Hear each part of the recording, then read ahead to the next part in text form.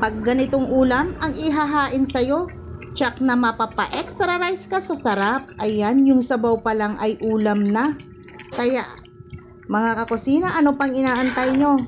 Tara, magluto na tayo ng masarap na pang-ulam na pork balbakwa. Ito ang kanyang mga ingredients. Meron ditong bawang, sibuyas, luya, kamatis, siling green, bell pepper, onion leeks at saka yung lemongrass at yung pinakulaan kong pork pata. Gisahan time na, inuna ko lang yung luya dito mga kakusina, din sinunod ko na yung bawang at saka sibuyas. Ayan, halo-halo lang ng maigi. Pagka labas ng kanyang aroma ay pwede nang ilagay ang kamatis. Ayan, halo-haluin lang hanggang sa maluto yung kamatis, lumabas ang kanyang katas. Saka natin ilagay na yung napakuluan natin pork pata. Ayan, dito naman tayo maglalagay ng pampalasa na kaunting patis dahil maglalagay tayo dito ng black beans. Maalat yun, kaya konting patis lang muna. Mamaya na tayo mag-adjust ng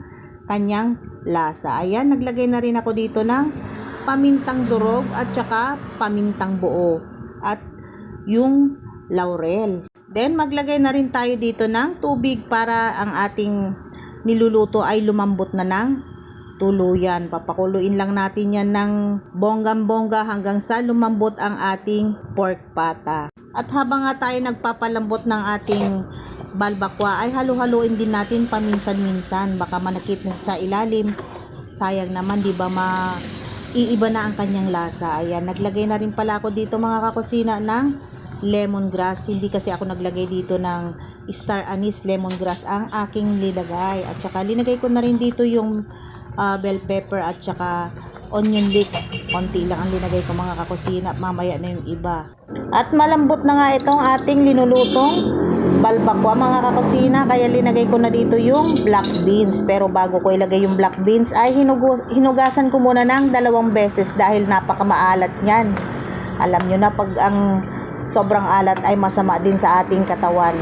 Kaya hinay-hinay tayo sa paglalagay ng pampaalat or pampalasa. Ayan mga kakusina, naglagay lang ako dito ng 1 pirasong pork cubes para mas lalong sumarap ang ating pork balbakwa. Grabe, ang bango nitong aking nilulutong pork balbakwa mga kakusina. Kung nandito lang kayo sa aking tabi, tsak na magugutom kayo sa amoy.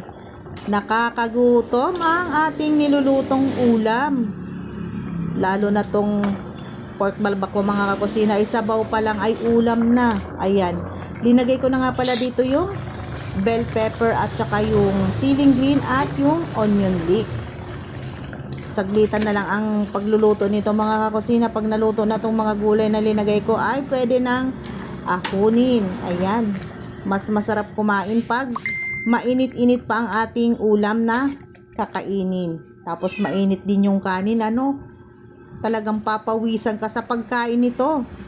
Kaya siguraduhin nyo, pag nagluto kayo ng ganito mga kakusina, ay siguraduhin nyo magsaing na kayo ng marami dahil tsak na mapapalaban kayo. Mapapa-extra rice kayo sa sarap ng inyong linutong pork balbakwa. Sarap sana yung oxtail mga kakusina, kaso mahal, kaya ito munang pata ang aking nilutong balbakwa. Next time na lang pag may budget ako magluluto ng oxtail. Iba din naman ang sarap ng oxtail mga kakusina kesa dito sa pork pata. Kaya next time, yun ang aking lulutuin. Ayan, ready na para mananghalian mga kakusina. Prepare ko lang tong aking nilutong ulam. At nagaantay na ang aking junakis. Ayan, wala pa si Habi, mamaya pang hapon darating.